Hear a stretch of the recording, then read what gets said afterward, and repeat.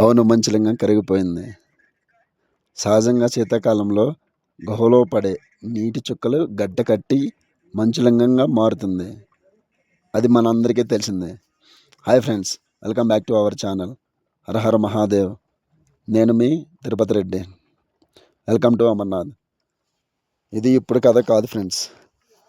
2007లో మంచులింగం ఏర్పడలేదు.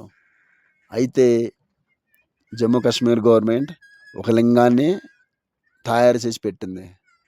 అదేం జరిగింది అని అంటే రెండో రోజే కరగడం మొదలైంది. అప్పుడు అర్థమైంది ఏంటంటే భగవంతుడితో ఆటలు ఆడకూడదని.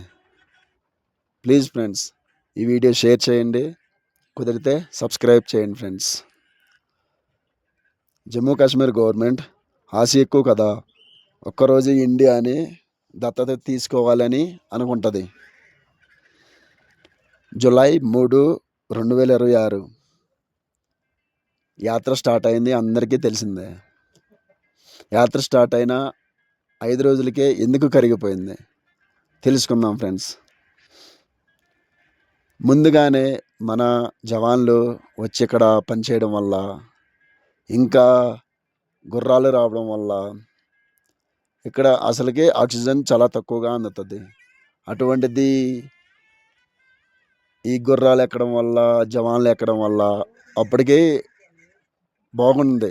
అటువంటిది ఒకరోజు 4500 వదిలితే రెండో రోజు నుంచి 15,000 మందిని వదలడం మొదలుపెట్టింది ఈ గవర్నమెంట్.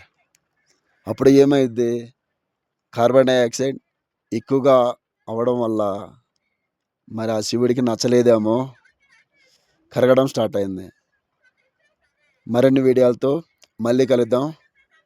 నేను మీ తిరుపతి రెడ్డి.